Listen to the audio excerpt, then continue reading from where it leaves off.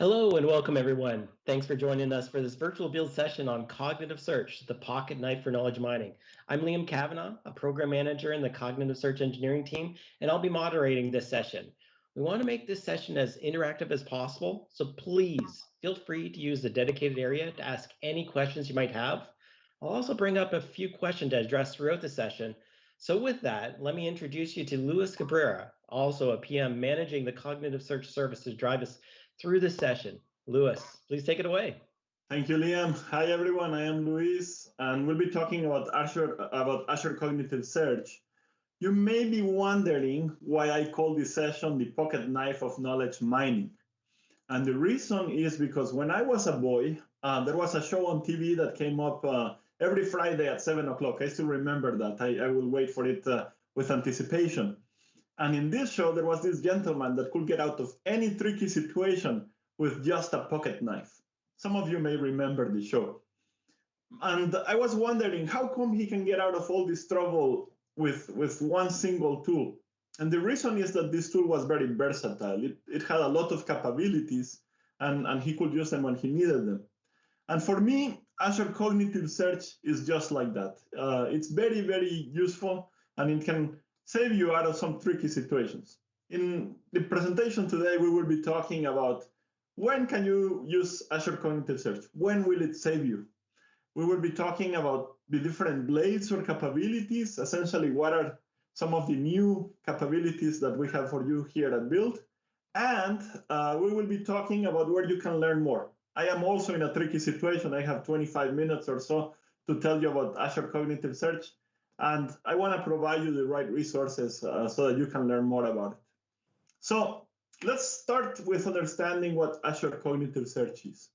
Essentially, it's a platform as a service component that can enable you to create great search experiences. If you think of all the applications that you use on your mobile device or on the web, they usually have some kind of search bar. And if you are creating a new application, we don't want you to have to start from scratch. There is a lot that goes into creating a great search application. It's not just about matching some characters on some documents.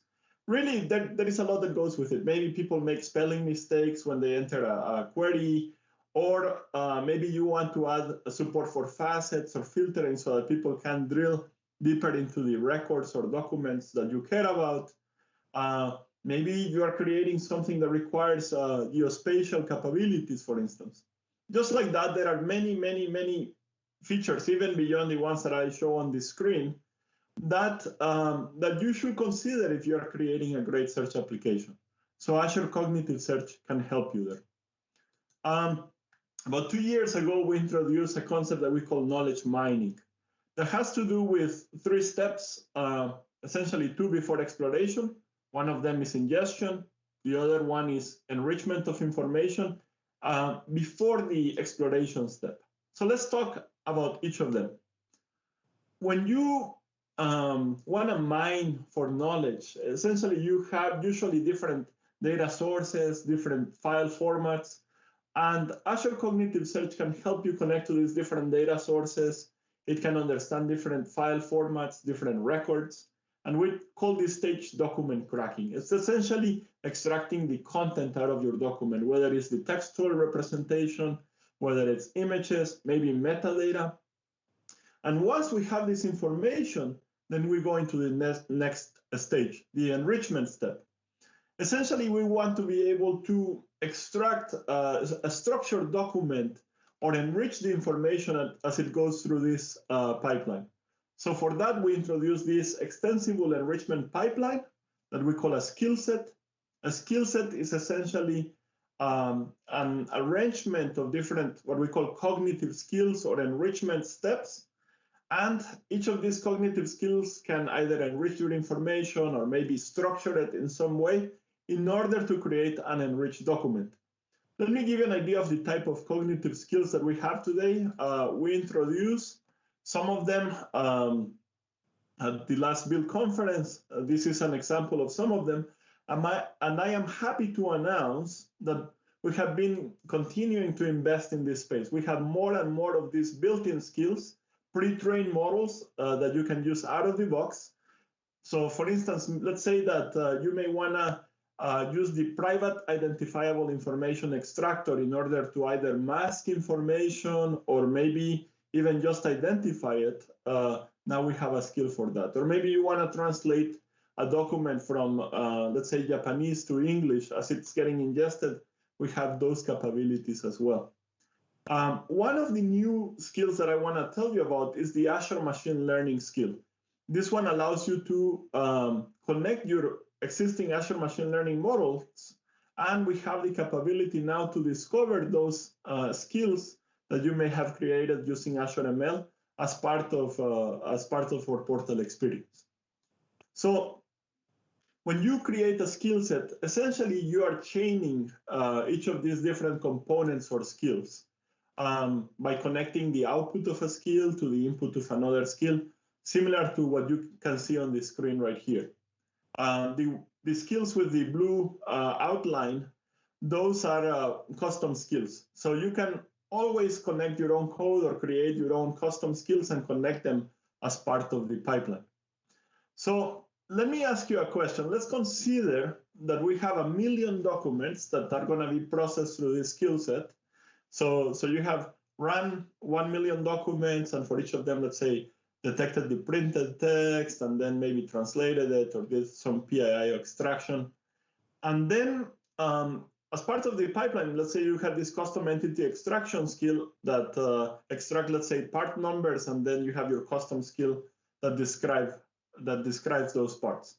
So let's consider what will happen if we were to change the custom entity extraction skill, the one that I have pointed to with a red arrow. In this case, you used to have to run essentially all the documents again so that you could get the new version of the custom entity extraction skill. But now we have a capability that we call incremental enrichment that enables us to essentially understand the dependencies and only run, again, the skills that are absolutely necessary. In this case, just the custom entity extraction skill and the part description skill. So think of it as a smarter enrichment pipeline because it can understand the different dependencies. So I recommend that you check out this capability. It can save you time and money. So another new capability that we added to our skill sets is the ability to debug them. So you can debug these indexers that contain this skill set, and we have a demo for you. Let's play it.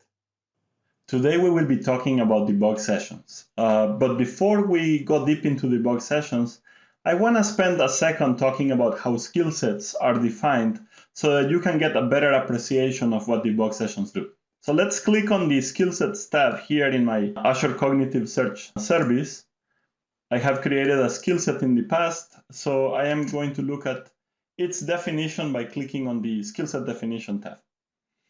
And this looks like a bunch of JSON here. It may look a little bit intimidating, but it's actually not that complicated. This JSON is representing each of the enrichment steps or skills that we will apply to our content as it is being ingested. So the catch is that there is an array here, the skills array, that has many elements such as this one. And each of these elements represents an enrichment step or skill that we want to apply to our content.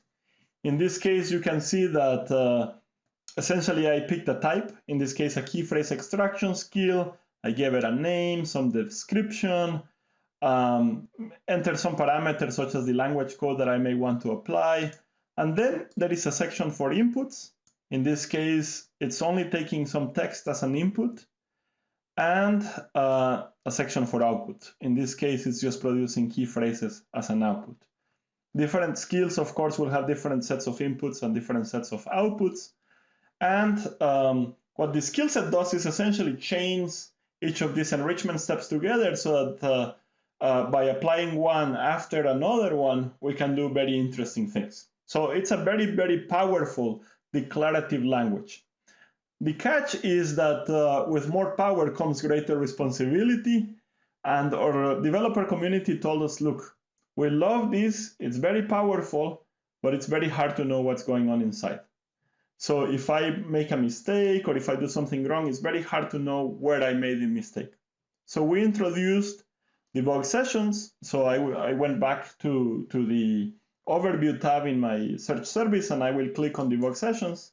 I have already created a debug session, but you can create one by clicking the new debug session button. So I'm going to select my debug session, and to create one, essentially, once you have provided a name, you need to provide it a connection string that is used essentially to store all the intermediate steps, the inputs and outputs of each of your enrichment steps, and an indexer definition.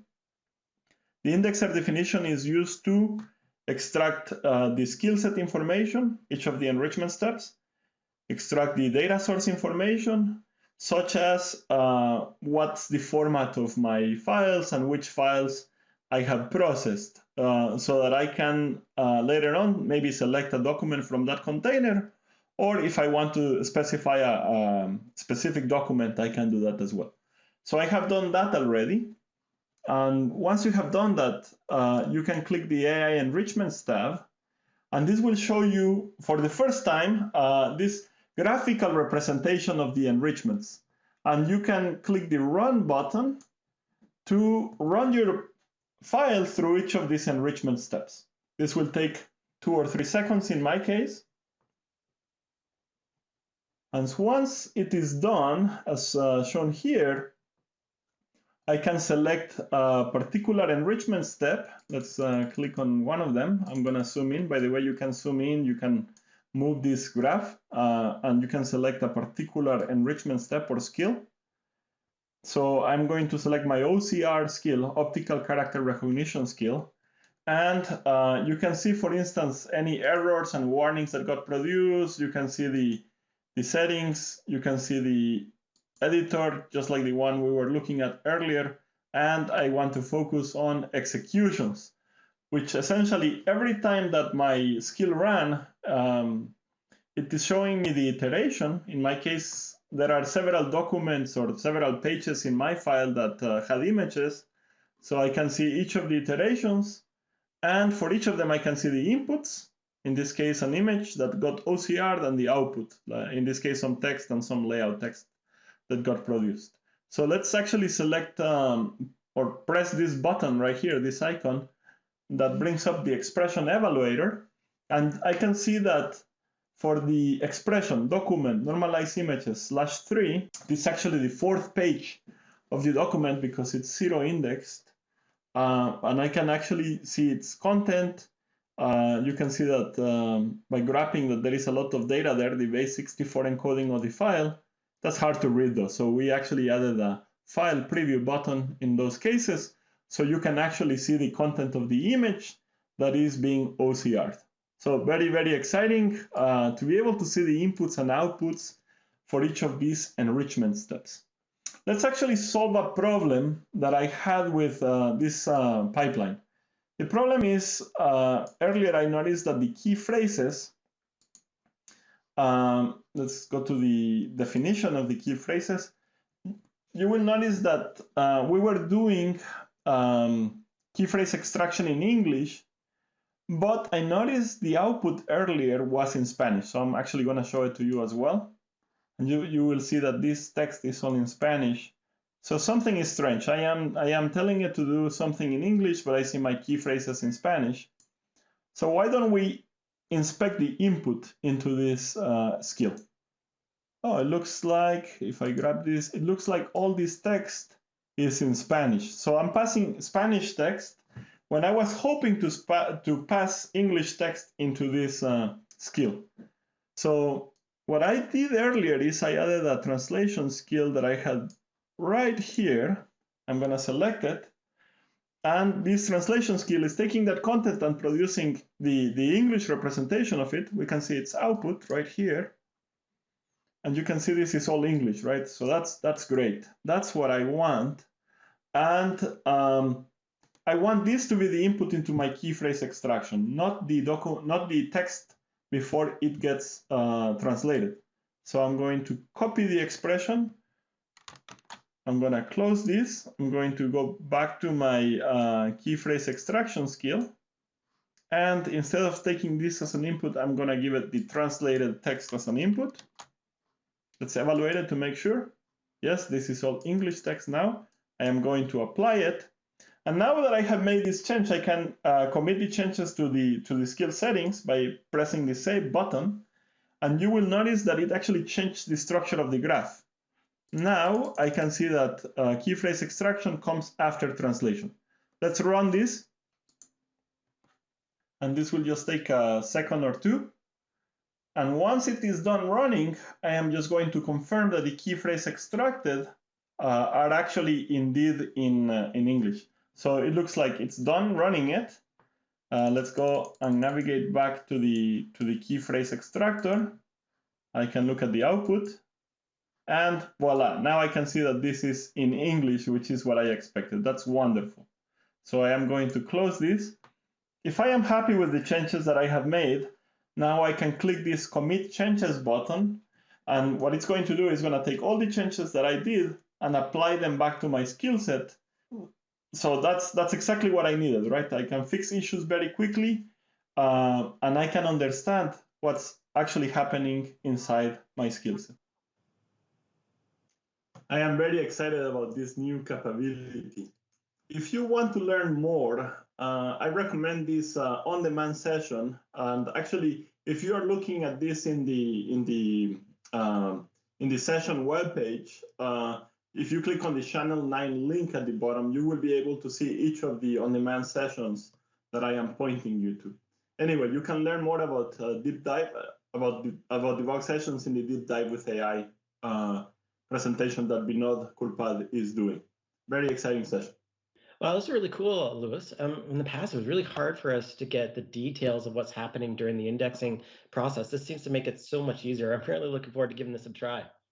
Yeah, thank you, Liam. I hope you give it a shot. I am very excited about it myself as well.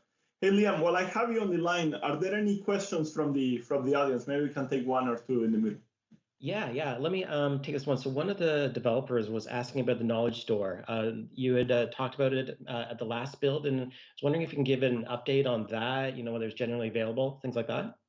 Wonderful. It's a great question. Actually, it's pretty convenient. I happen to have a few slides related to the knowledge store. So let me provide a little bit of context. So we just looked at the pipeline a second ago, right? So one of the things that a lot of our developers asked us for was the ability to essentially use the enriched document for other exploration scenarios that go beyond search. So we enable the capability through what we call the knowledge store. Essentially, the knowledge store allows you to project information from the enriched document into different types of formats. So for instance, you can project, let's say, the object representation of the enriched document. Think of a JSON format of the document. Or maybe you want to project it into tables. So for instance, we can project it into Azure tables so that you can do analytics with it, let's say. And we have one new projection type. We call it the file projection. So in the debug sessions demo, you saw me look at, let's say, the images extracted out of a document. In this case, it allows you to also project files such as the extracted images that we did in the demo a little bit ago. And the reason that you want these projections in the knowledge store is because you want to do other things, such as analytics, or maybe you want to train your own machine learning model, maybe you want to do human validation, or maybe you just want to show it in your application. So I am happy to announce, to answer your question, Liam, that the knowledge store will be generally available in June. Essentially next month. We were hoping to have it ready for build, but with this COVID-19 situation, we are just a little bit late. But yes, in June, we will be completely generally available with the new SDK. So yeah, I'm very excited about this capability. It has been very popular with our customers. Vinod also is giving a presentation on how to use the knowledge store as the input into machine learning models that you can later use as skills themselves, essentially creating this kind of virtuous cycle of enrichment. So another great session, Active Learning with Azure Cognitive Search. I highly recommend it. And there is one more item that I want to talk about, which is a fundamental capability of Azure Cognitive Search. Azure Cognitive Search is more secure than ever. And whether you want to protect your data at rest, or maybe you want to protect your data sources when we connect to them, or the connection to the search index, we have a variety of tools and capabilities that are new that help you keep your data secure. So virtual networks have been very popular, and I will show you how you can learn more about them. But first, I want to show you a demo on managed identities. I just took one of the features here, given the time that we have. So let's play the demo on managed identities. Let's talk about managed identities. In the past, whenever I wanted to define a new data source, I will essentially just paste a connection string, just like I am doing right now. And of course, this is going to work. The only catch is that, as you can see right here, I have all kinds of information in there, including the account key for my data source. And if that were to fall in the wrong hands, people will be able to read all my content. So I don't want to check that as part of a checking into source control.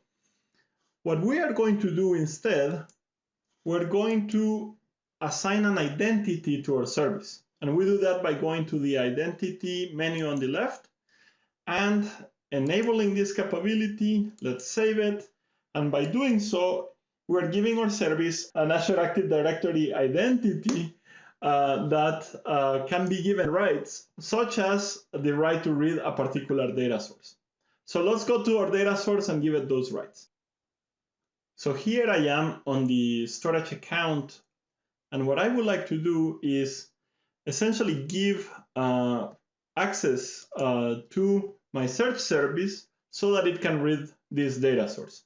So I clicked on access control on the left-hand side, and you can see that I can add a role assignment. And I want the reader and data access control. So I can see it right here. And my service is called demo search service, as you can see right there. I select it, I can save this, and now my service has given the ability to read this data source. Back in the import data wizard, now that I have given my search service rights to connect to the data source, I can actually choose to authenticate using a managed identity. So as I click this checkbox, you will notice that the connection string is not the connection string that I had before.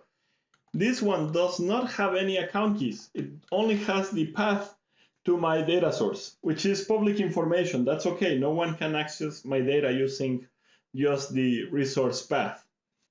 One of the things that I really like about managed identities is that it's the data source itself, the one that grants the rights to the entities, in this case, the Azure Search Service, to be able to read it. So it has the ability to revoke the right at any time as well. If you want to learn more about security capabilities in Azure Cognitive Search, I highly recommend Mike Carter's on-demand session.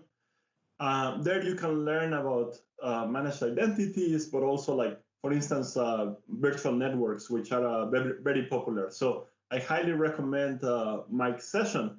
And Liam, you also have a session. Instead of me talking about it, why don't you tell us a little bit about the session? Sure. Thanks, Louis. Yeah, so when the coronavirus came along, we started learning that researchers and practitioners were looking for tools to help them better search and explore the vast amount of research that was coming out. We want to see if we could help. And so we leverage Azure Cognitive Search, in fact, including pretty much most of the things that you talked about today, Louis.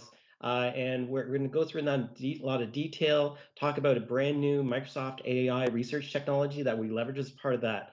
And so we're really going to dive into this. So hopefully everyone here will join me for that. In fact, if you don't mind, there's a couple of questions that I'd love to bring up, if you don't mind. Yeah, no, that would be great. And I'll show a few resources while we're doing Q&A. Excellent, excellent. Yeah. So one of the customers had received a notification about a new similarity algorithm, And I was wondering if you could give a little bit more detail on what that is and why that came about.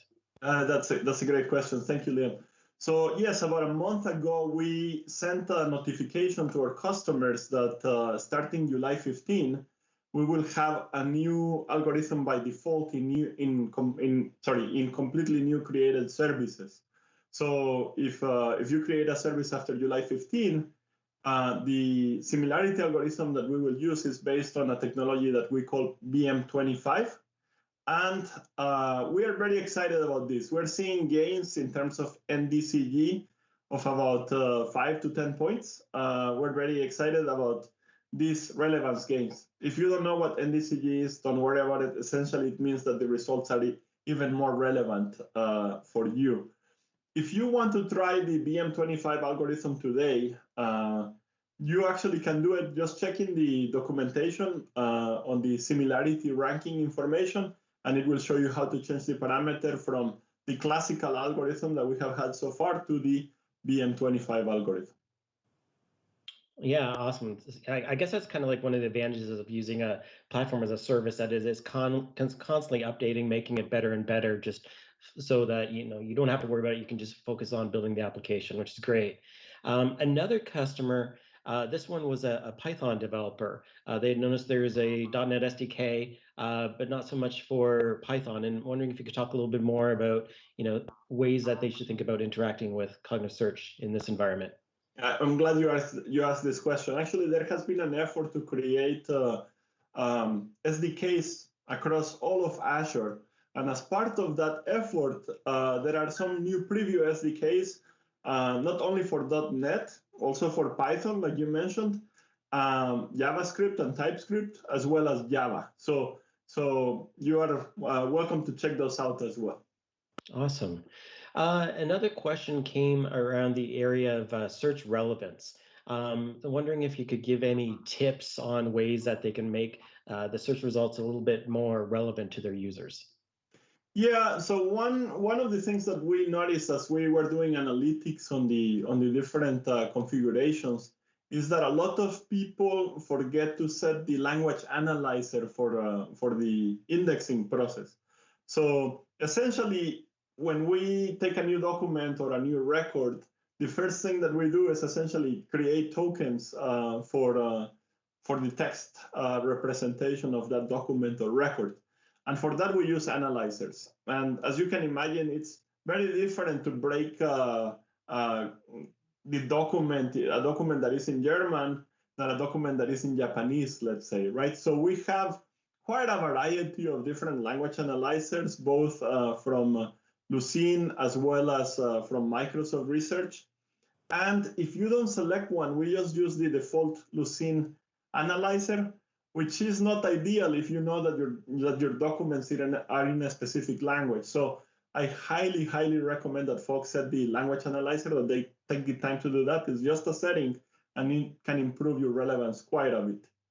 Awesome. It looks like we have just a little under 2 minutes, so I'm going to try to squish in one more question before we close it down. This customer was specifically in the healthcare space, and they were concerned, at least some of their management was concerned about putting some of their data in the cloud and leveraging it for Azure Cognitive Search. And I was wondering if you could talk a little bit about some of those things that that person should think about. That's great. With all this transition and with all these coronavirus issues, a lot of companies are moving from on-prem to the cloud for obvious reasons. But with that comes the question of, is my data secure? Is it private, right? How can I make sure that I protect the information there? And as I mentioned earlier, we have a bunch of new capabilities. So for instance, your data is secured at rest. You can provide your own managed keys, essentially, to encrypt the data. We can double encrypt it. You can protect the connections to the service itself through virtual networks. I highly recommend you take a look at Mike Carter's presentation. You can protect the data source itself on how you connect to it, whether it's through a firewall, through IP whitelisting, or through managed identities like the demo that we did today. So we have quite an arsenal of capabilities to help you protect your information because we want you to ensure that your data is private and secure. Great, and that just leaves a couple of seconds, so let's close right down. Thank you so much for joining us today. I hope you've learned some new things, and hopefully you'll join some of our sessions and check out some of these resources. Thanks, everyone. Thank you, everyone. Bye-bye.